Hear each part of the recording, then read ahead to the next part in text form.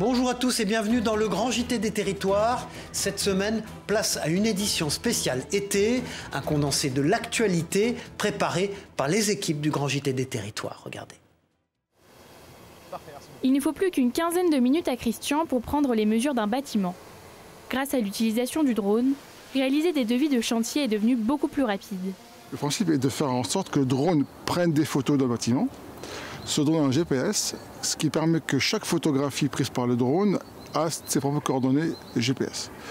Et ensuite, on prend ces photographies pour en faire des calculs assez complexes pour transformer ces photos, qui sont du 2D, en une maquette 3D.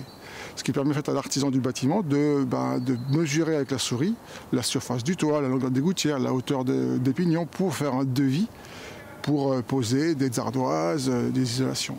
Un gain de temps, mais aussi une économie de moyens humains, comme dans la gendarmerie où les drones sont déjà utilisés depuis 4 à 5 ans. La principale utilisation du drone, c'est justement la recherche de personnes.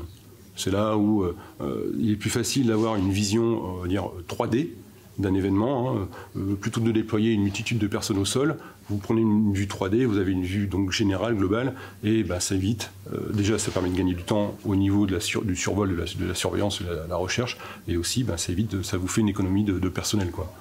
Grâce à l'innovation, les métiers évoluent, mais les formations aussi. La rentrée prochaine, nous allons accueillir la première année de Bac Pro qui intègre le nouveau programme avec l'usage de nouvelles technologies comme des scanners 3D, fixes, mobiles, mais aussi l'usage de drones dans les métiers de géomètre-topographe. Donc c'est imminent, c'est tout de suite. Pour pouvoir enseigner ce nouveau programme, le lycée doit s'équiper d'au moins 3 drones. Un achat qui s'élèverait entre 75 000 et 105 000 euros. Pour les pompiers, l'entraînement est vital. Alors pour coller au plus près du réel, les secouristes organisent des opérations grandeur nature pour mieux se préparer aux situations les plus extrêmes. À Chambéry, 8 Mont-Blanc a pu se glisser au milieu d'un exercice incendie. C'est très spectaculaire, regardez. L'alerte a été donnée par un riverain. Ce dernier aperçoit de la fumée blanche sortir d'un toit. Quelques minutes plus tard, les premiers pompiers arrivent sur place. Une fois l'incendie localisé, le balai de secours se met en ordre de marche. Je prends le commandement, tu bascules sur 602. Un exercice réaliste pour ces pompiers dans les rues étroites du centre de Chambéry où les habitants ont été joints, car eux aussi doivent s'entraîner à réagir en cas d'incendie. L'objectif, c'est vraiment de se dire, on va vivre une situation et on fait vivre à la population une situation presque réelle. Donc du coup, on simule un incendie avec de la fumée et on fait intervenir en fait les gens qui habitent là notamment c'est un immeuble avec différentes habitations pour les évacuer. On sait que dans les structures anciennes, donc dans les villes anciennes, le bâti est complexe. C'est des ruelles, l'accessibilité est complexe et la propagation du feu se fait vraiment rapidement. Donc il faut s'entraîner pour être plus performant. En plus de la soixantaine de pompiers mobilisés pour l'occasion, des secouristes de la Croix-Rouge, des policiers municipaux, des élus ou encore des agents d'Engie ont été mobilisés. De quoi travailler en interservice pour fluidifier les futures interventions. Chaque fois qu'il y a un appel pompier, qu'il y a un feu ou quoi que ce soit, on est appelé et on doit intervenir. Soit on sert à quelque chose, soit on est là juste au cas où ça se propage. Et pour piloter l'ensemble de ces services, un poste de commandement est situé à quelques rues de l'incendie fictif. Ici, le plan d'intervention, de secours et de sécurisation est planifié.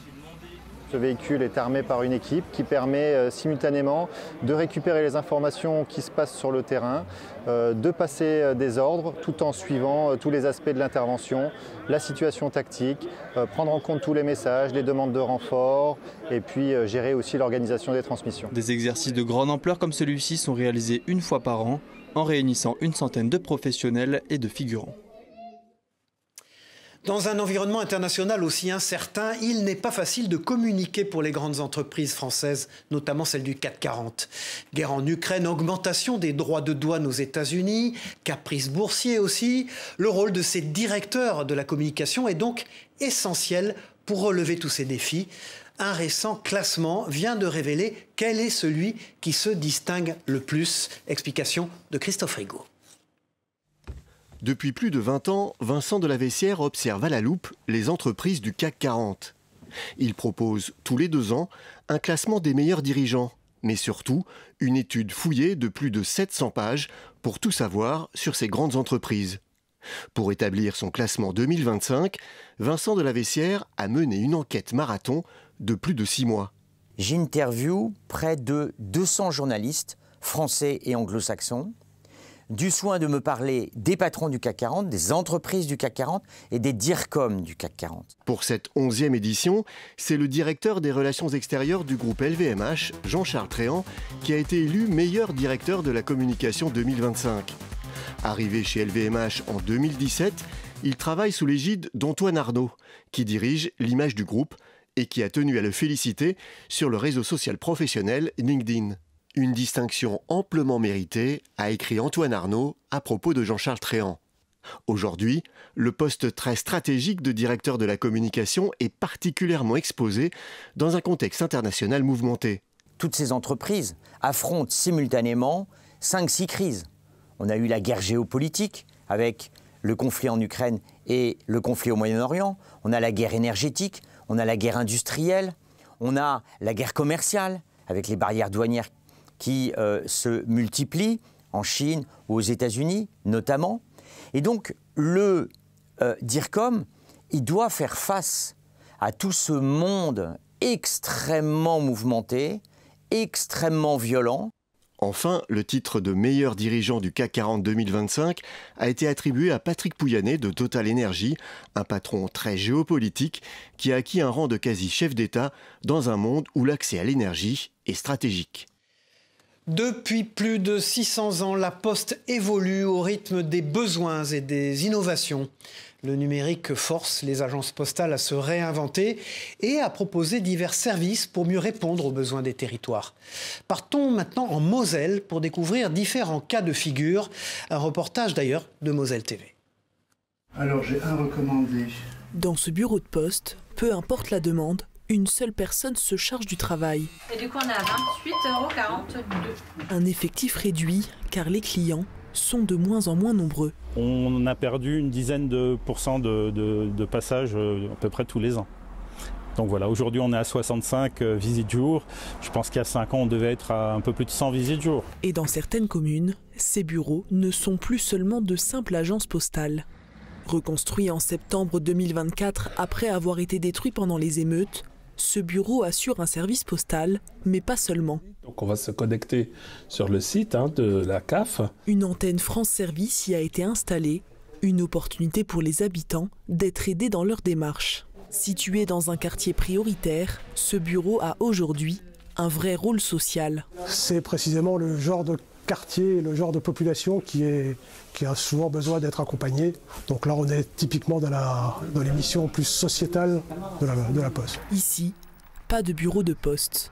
La commune a réaménagé ce bâtiment en 2018 pour y installer une agence postale communale combinée à une structure France Service. L'avantage, c'est qu'on a tout au même endroit. C'est vraiment quelque chose qui est ancré ici et je pense qu'il draine beaucoup de monde. Les gens peuvent acheter des timbres, déposer les tricolis, retirer les recommandés, effectuer les opérations financières de dépannage. C'est vraiment un plus pour notre commune. Des bureaux qui se modifient et se diversifient pour mieux répondre aux besoins des territoires. Nous travaillons en concertation avec les municipalités pour adapter la présence postale, la faire évoluer et faire en sorte qu'elle puisse répondre aux besoins de la population, de nos clients.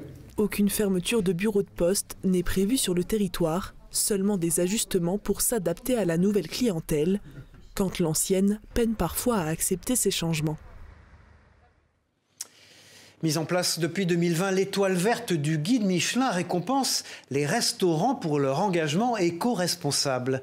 Le restaurant de la Loire, déjà étoilé en 2023, a reçu cette année l'étoile verte. Une récompense qui met en lumière une organisation minutieuse, vous allez le voir, de la terre jusqu'à l'assiette. Un reportage de Yanis Boisdane pour TL7 dans la Loire. Arrivage de la matinée, des produits qui viennent de producteurs, des produits qui viennent de la nature et de nos cueillettes de la matinée. Dans cette maison des bords de Loire, parmi les produits frais livrés le matin même, une récompense particulière s'est fait sa place, l'étoile verte au guide Michelin. Récompensé pour sa gastronomie durable, le restaurant de la Loire et son chef Fabien Roux accueillent cette récompense avec une certaine fierté. Tendre vers une gastronomie plus durable, plus responsable, c'est très important pour nous, c'est vraiment nos convictions. tradition. Il faut savoir que dans la Loire et dans la Haute-Loire, avant nous, il y avait seulement 2 restaurants qui avaient cette étoile verte. Donc c'est une vraie fierté pour nous de les rejoindre avec l'étoile verte. Une distinction qui vient récompenser toute une organisation de la terre jusqu'à l'assiette. On n'utilise pas de pesticides, avec des variétés anciennes. On a un potager aujourd'hui extraordinaire où on fait quasiment entre 150 et 180 variétés de légumes à l'année. Et puis après l'écosystème qu'on a tissé autour du restaurant avec plein de petits producteurs qui nous aident, qu'on accompagne. Le tri des déchets, la récupération des eaux de pluie, le zéro gaspille. C'est notre philosophie depuis le départ et il a fallu un petit peu de temps pour mettre tout ça en place, pour qu'on arrive à une certaine maturité avec tout ça. Et aujourd'hui, cette étoile, j'ai récompensé ce travail qu'on a fait depuis 3 ans et demi maintenant. Dans ce restaurant, les récoltes sont faites 2 fois par jour dans le potager situé à quelques dizaines de mètres de la cuisine. Et dans ce domaine, c'est Bruno qui est aux baguettes. Ancien maraîcher de profession, il est devenu le jardinier attitré du restaurant. Je m'adapte à ce que demande le chef et on ne fait aucune modification du sol et on cherche les variétés qui vont s'adapter à nos sols. La démarche, elle est complètement environnementale. Un restaurant récompensé mais toujours ambitieux, Fabien Rowe et son équipe espèrent installer dès cette année des ruches pour produire leur propre miel, mais aussi accueillir des agneaux et des moutons pour poursuivre leur tonte éco-responsable dans le potager et ses alentours. Qui n'a jamais rêvé de dormir dans le lit d'Harry Potter? Un établissement dans le centre-ville de Troyes propose des locations de chambres insolites pour une immersion totale dans l'univers des films et des séries mythiques. Regardez ce reportage de notre partenaire Canal 32 sur place. Donc là, on arrive dans la chambre Harry Potter. Le propriétaire, il avait vraiment une volonté de faire un décor très immersif. On retrouve la voie 9 3/4 et le Harry Potter en grandeur nature. On va avoir également des éléments de décor thématiques tels que le chapeau et des petites baguettes magiques. Une expérience immersive dans l'univers des films et séries, c'est ce que propose la conciergerie Joya dans le centre-ville troyen. Hormis Harry Potter, 7 autres chambres thématiques sont proposées aux voyageurs. On a cet appartement qui offre une immersion totale avec une décoration complète, avec les tableaux, et qui permet de remonter dans le temps et de vivre une romance telle que Bridgerton. Pour les fans de la saga culte, on a également une chambre Star Wars avec des vaisseaux et Dark Vador. Et pour ceux qui souhaitent une ambiance parisienne, vous avez également la chambre Emily in Paris qui vous permet de vous asseoir au bord d'une terrasse pour déguster votre café. Il y a énormément de thèmes qui sont abordés au sein de cet immeuble. On a essayé de choisir les thématiques qui allaient le plus plaire aux voyageurs. Du style Harry Potter, Star Wars, c'est des choses qui sont connues par le grand public. Pour les chambres plus intimistes comme 50 nuances degrés, ça va être pour 2 personnes forcément. Ensuite, on a des chambres plus dédiées aux enfants et aux familles, type Jurassic Park, où on peut accueillir des enfants dans la petite cabane. On a essayé de mettre tous les éléments de confort pour que le voyageur soit autonome. On va retrouver des petites plaques pour faire la cuisine, des frigos, une télévision et tout le nécessaire pour un meublé. Les locations à thème, une nouvelle tendance dans le secteur du tourisme. Plus qu'une simple nuit à l'hôtel, la conciergerie souhaite proposer une expérience à part entière. Le propriétaire il souhaitait offrir une expérience unique à ses voyageurs, pas une simple nuit, mais plutôt un changement de décor, une immersion totale. Il va pouvoir être totalement dépaysé, il ne va pas uniquement dormir dans un logement, il va vivre une expérience. C'est énormément de recherche, beaucoup de travail pour trouver chaque élément. Et c'est un investissement financier assez conséquent. Une salle de sport et un espace extérieur commun aux différentes chambres sont mis à la disposition des voyageurs.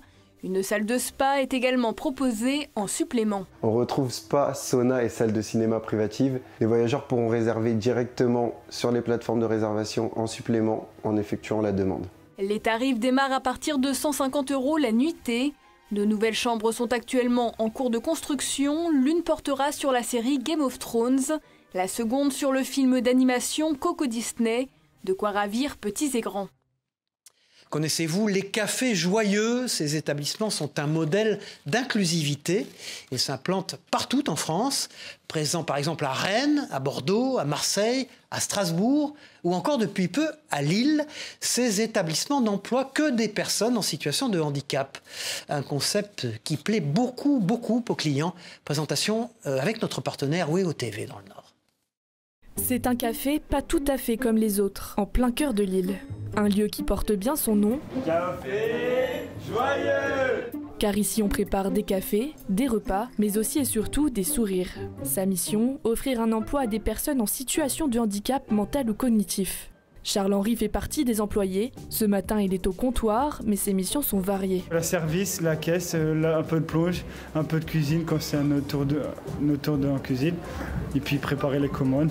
Une polyvalence notamment permise par Élise, superviseur. Elle guide au mieux les employés du café, comme Camille. Si jamais je vois qu'il y a quelque chose qui ne va pas ou qui manque, on incite à aller voir, on indique, on montre les choses à faire. Et puis après, au fur et à mesure que les équipiers apprennent tout seuls, on peut les laisser en autonomie sur pas mal de choses. Ouais.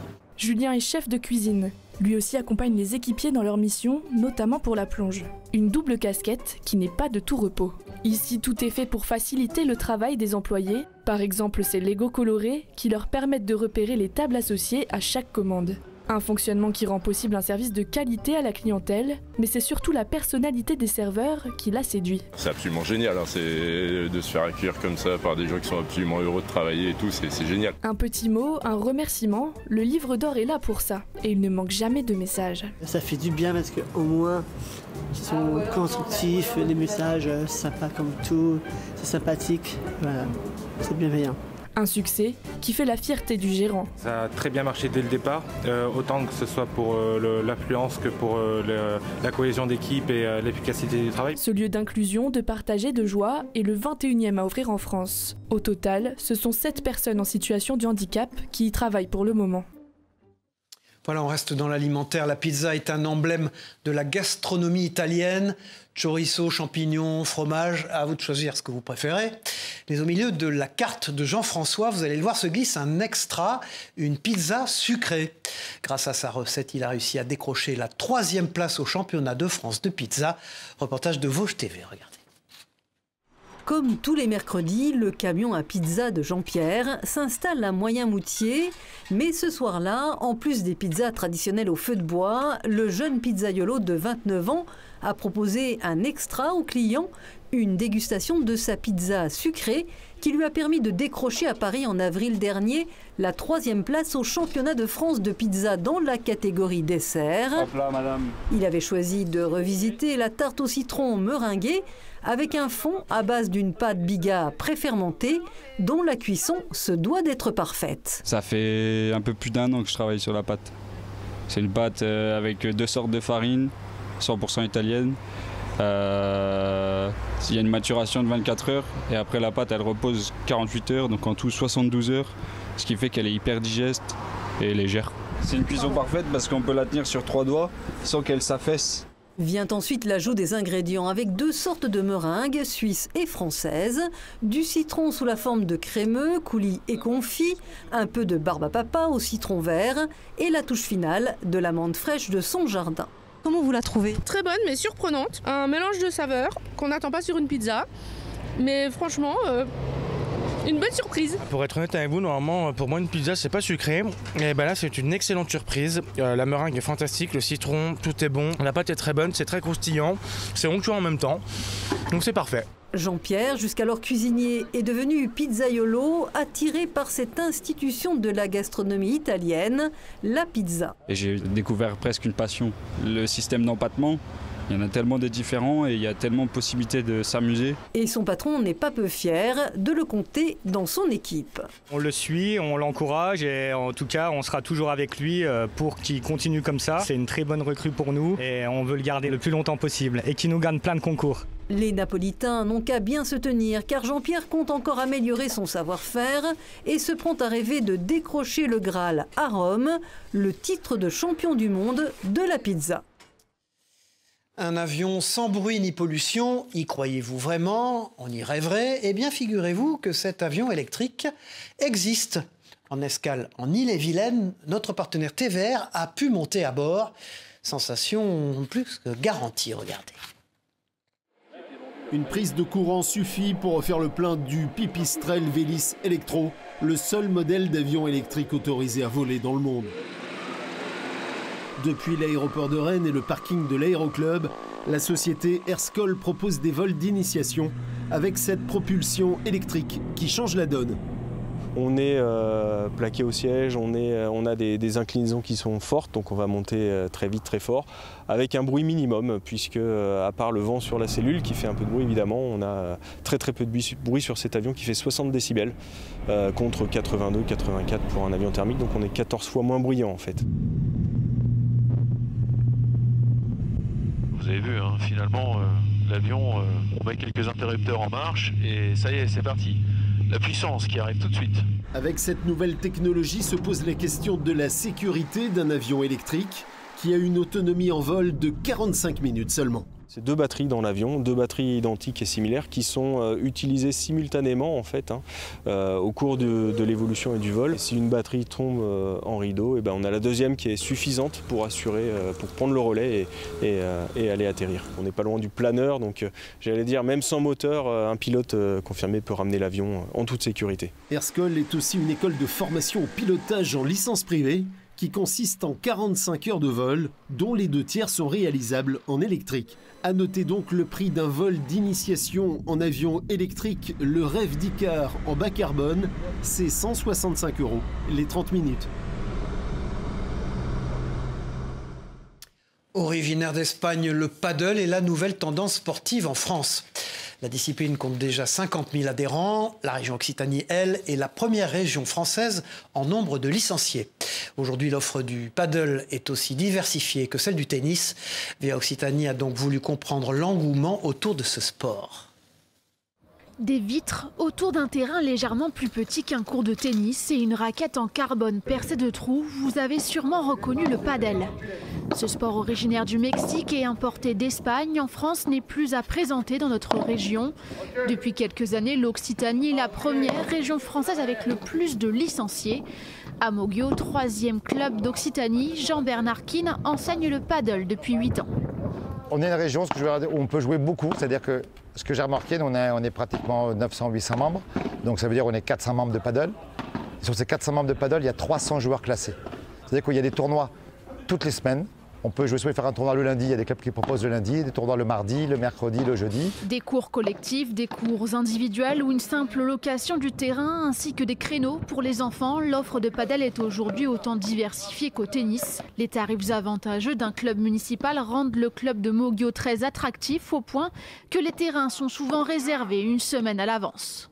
C'est un sport très ludique, très facile d'accès. Vous pouvez jouer au paddle sans avoir fait vraiment de sport de raquette. On peut faire, vous arrivez 4 dames qui viennent faire une partie. Moi, en tant que moniteur, au bout d'une heure, je peux leur faire un match. Avec 15 000 licenciés en Occitanie, dont un tiers rien que dans l'Hérault, des enseignes spécialisées commencent à voir le jour. Ouvert depuis le 30 novembre, Sam a déjà vendu des centaines de raquettes. Ce qu'on me demande, c'est surtout du conseil par rapport aux raquettes, parce que vous voyez, il y a beaucoup de choix. Moi, au magasin, j'ai une centaine de raquettes, mais je pense que sur le marché, il doit y avoir à peu près 600 raquettes différentes. Donc les joueurs, les consommateurs sont un peu perdus dans ce qu'ils doivent acheter. Parce que voilà, il y a par rapport au profil des joueurs, si on est plutôt attaquant, défenseur, joueur de gauche, joueur de droite, débutant, confirmé. Des enseignes 100% paddle et des terrains qui se multiplient. Pour répondre à la demande, une 50aine de nouvelles pistes devraient voir le jour d'ici fin 2025 dans l'Hérault. C'est une success story iséroise tout à fait incroyable. Jonas est créateur de robes de mariée. Depuis 10 ans, des femmes de la France entière font appel à ses services, pour leur mariage bien sûr. Un talent qui l'a conduit jusqu'à habiller les candidates de Miss France 2023 et 2024. Rencontre proposée par notre partenaire Télé Grenoble, tout en charme. Des fils qui s'entremêlent pour sceller l'union de 2 destins mêlés. Sous les doigts magiques de Jonas Olozouzian, les rêves de mariage deviennent tangibles et se concrétisent de fil en aiguille en robes resplendissantes. Qu'est-ce qui m'attire ? Je pense que c'est vraiment l'envie de pouvoir créer, de pouvoir accompagner mes clientes dans le choix de leur matière, de pouvoir les conseiller sur la forme, sur leur morphologie, la colorimétrie. C'est vrai que quand on crée, c'est vraiment un package et il y a plein de choses à prendre en compte. C'est pas juste on décide de créer comme ça. Jonas est à peine trentenaire, mais il a déjà le palmarès d'un artiste chevronné d'envergure nationale. Depuis maintenant 10 ans, il crée des robes de mariage et de soirée pour des femmes venant de la France entière. Une success story à l'Iséroise qui s'est bâtie depuis son petit atelier près de Vienne, et bien qu'il vit à présent dans le sud, il tient toujours à exploiter son talent là où sa créativité est née. J'ai toujours été attiré par ce côté un petit peu made in France, puisque j'ai travaillé chez des grands noms de la robe de mariée. Donc oui, pour moi, c'était hyper important de mettre tout ça en avant. Pour avoir la chance de briller pour la soirée d'une vie, il faut compter au moins 2 000 € et 1 an pour la fabrication de la robe. Un délai nécessaire pour combler au mieux les désirs de ses clientes. Un talent qui a reçu la plus belle des reconnaissances lorsqu'il a habillé les candidates des Miss France en 2023 et 2024. J'avais celle-ci qui avait été portée par Indira Ampio. C'était Miss France 2023, si je ne dis pas de bêtises. Voilà. Robe entièrement brodée de cristaux en dentelle de Calais. Il y a beaucoup d'heures de travail dessus. Voilà, mais pour vous donner une fourchette, entre 5 et 7 000 €. Jonas ne se limite pas qu'à ses clientes. Pour exercer sa créativité et entretenir sa popularité grandissante, il continue d'habiller des mannequins et de participer à des défilés pour le plaisir des yeux de tous, notamment en Isère. Et puis pour terminer cette édition, laissez-moi vous présenter l'abbé François-Xavier Brantôme. Prêtre d'un petit village du Gers, il est aussi joueur de rugby. Il distribue les sacrements le dimanche matin et les plaquages l'après-midi. 2 influences autour d'une mission, le sacrifice. Écoutons ce prêtre au micro de notre partenaire de la Dépêche du Midi. La messe, on dit que c'est le sacrifice ou le renouvellement du sacrifice du Christ. Et au rugby, j'ai été très marqué par un entraîneur que j'ai eu à Montréal. À chaque fois qu'on prenait le ballon, qu'on recevait le ballon sur un coup d'envoi, il nous hurlait dessus, sacrifice, sacrifice, sacrifice. Parce que le rugby, comme c'est un sport où on fait des passes en arrière, on est obligé d'aller au sacrifice. On réserve une prière pour l'avant-match et une autre prière pour après le match. Mais ça fait partie de confier tout ça au Seigneur. Et puis après les rituels habituels, je me mets le bandeau autour de la tête, un petit peu de vaseline sur les tempes et sur le reste pour que ça glisse mieux à l'impact. Voilà, c'est la fin de cette édition du Grand JT des Territoires. J'ai été ravi de vous accompagner. Merci à tous de nous avoir suivis. On se retrouve très vite pour une nouvelle édition.